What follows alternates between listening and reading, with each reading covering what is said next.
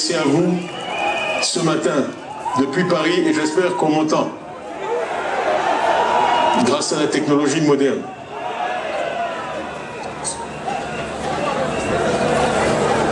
Viens ton tour.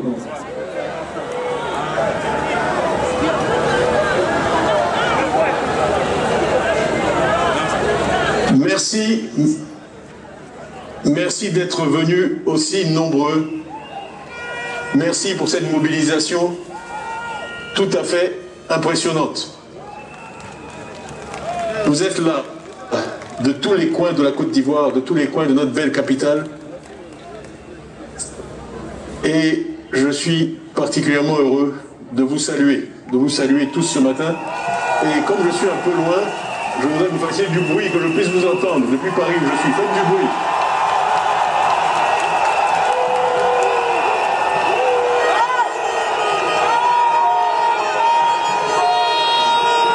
Donc, Madame la porte-parole de CAP Côte d'Ivoire, présidente du MGC, Madame Simone Hervé Gbagbo, Monsieur Charles Blé Goudé, président du comité d'organisation de cette belle et importante manifestation, Mesdames et Messieurs, les cadres responsables de tous les partis membres de CAP Côte d'Ivoire, Mesdames et Messieurs, les cadres et dirigeants de mon parti, le PDCI RDA, chers invités, chers Ivoiriennes, chers Ivoiriens, je vous remercie de nouveau pour votre présence. Je remercie tous ceux qui ont pris la parole avant moi ce matin, notamment Monsieur le Premier ministre, président du FPI, le vice-président Georges Desalé, notre frère Charles Blé Goudé et tous les autres.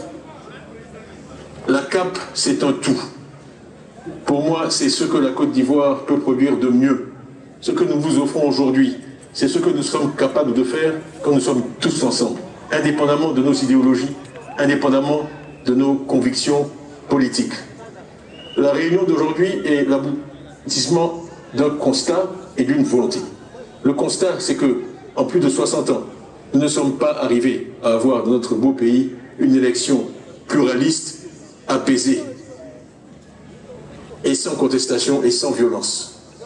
La volonté, c'est la volonté de tous les partis d'opposition réunis ici, de sortir de ce cycle malheureux qui a fait tant de mal à notre pays et d'avoir en 2025 les conditions d'une élection apaisée. C'est le sens de tous les discours que vous avez entendus ce matin. Nous invitons le pouvoir à faire preuve de bon sens et de modération afin que le rendez-vous d'octobre prochain se passe dans la paix et selon les normes internationales. Les Ivoiriens veulent tout simplement s'exprimer librement. C'est une aspiration légitime. Et il faut que le scrutin se déroule d'une manière telle que son résultat reflète vraiment la volonté des Ivoiriens. L'élection présidentielle de notre système politique est fondamentale. Fondamentale. C'est la plus importante. Et donc, il faut que son résultat soit issu d'un processus électoral important. Tout ce qui vous a été dit ce matin sur la révision des listes électorales, l'audit de la liste électorale, avoir une CEI digne de ce nom, c'est cela qu'on appelle la démocratie. Il faut que le maximum d'Ivoiriens puissent s'exprimer, c'est-à-dire puissent voter. La récente opération d'enrôlement a été un succès. Il nous faut l'amplifier avec une nouvelle opération en 2025 qui aurait lieu avant l'élection, bien sûr. Ce sont plusieurs centaines de milliers d'Ivoiriens et d'Ivoiriens qui ont dépensé de l'argent pour obtenir leurs pièces, qui veulent voter et qu'on veut empêcher de le faire. Il faut leur permettre d'exprimer leur choix. C'est leur droit le plus absolu. En fait, le message que j'ai pour ce matin est simple et il tient en une phrase que je vous invite à retenir et à répéter. C'est la phrase suivante. Il ne faut pas prendre les Ivoiriens pour des idiots. Il ne faut pas prendre les Ivoiriens pour des idiots. Nous ne sommes pas des idiots. Je vais vous donner quelques exemples. Je parle de ma nationalité. On vous dit que je ne suis plus Ivoirien depuis 1987. Quand je faisais les opérations Cyprien 1 et 2 pour éviter les délestages en 94-95, je n'étais pas Ivoirien. Quand j'ai conçu, négocié, mis en œuvre l'aéroport d'Abidjan, dans lequel beaucoup d'entre vous sont passés, je n'étais pas Ivoirien. Quand j'étais ministre de la République, je n'étais pas Ivoirien. Mais en fait, on veut juste annuler mon élection démocratique à la tête du PDCI. Il ne faut pas prendre les Ivoiriens pour des idiots. Nous ne sommes pas des idiots. Quand nous avons commencé à parler de l'indice de développement humain, On nous a répondu, on s'en fout. On s'en fout. Aujourd'hui, avec un peu de progrès, on nous répond, c'est la chose la plus importante. Mais ce qu'on oublie de vous dire, c'est qu'il faut se comparer à des pays qui ont une géographie et des ressources comparables aux nôtres.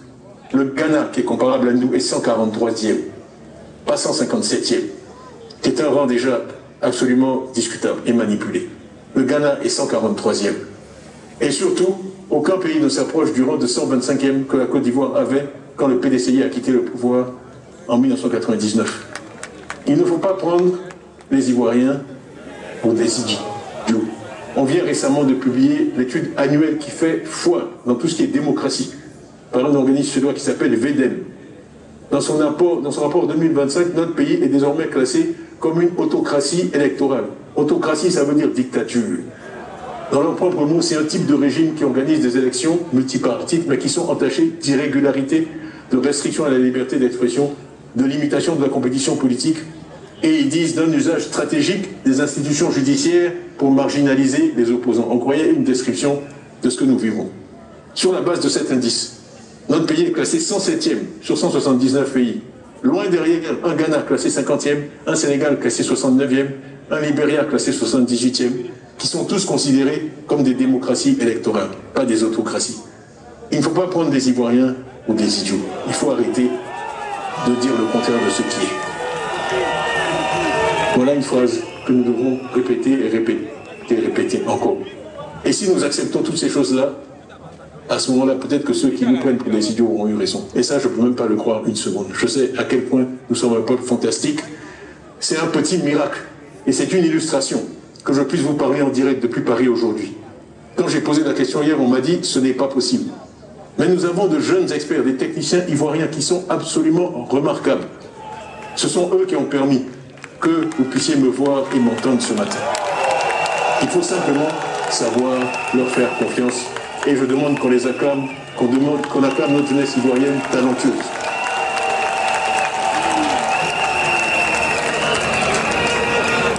Voilà, vu la distance, je ne vais pas être trop long. Je vous salue chaleureusement, je vous félicite pour ce rassemblement impressionnant. C'est la preuve que vous êtes tous engagés pour une vraie démocratie dans notre pays. Mesdames et messieurs, Ivoiriennes, Ivoiriens, c'est le cœur lourd que je m'adresse à vous de loin. L'élection présidentielle, comme je l'ai dit, est très importante dans notre système. Elle intéresse chaque Ivoirien. Il n'est donc pas possible de proposer de faire une inscription sur les listes électorales après cette élection. Ceux qui m'ont précédé ont été très clairs sur notre demande, sur les conditions nécessaires pour que la paix règne dans notre pays, une liste électorale correcte, un dialogue politique. Et donc, de Yopougon, ce jour, nous lançons un appel solennel à tous en faveur, enfin, d'une élection vraiment démocratique. Cela passe par un environnement propice à l'expression démocratique. La justice ne doit pas être instrumentalisée. Elle doit pouvoir travailler en toute liberté sur des questions comme celle de ma nationalité.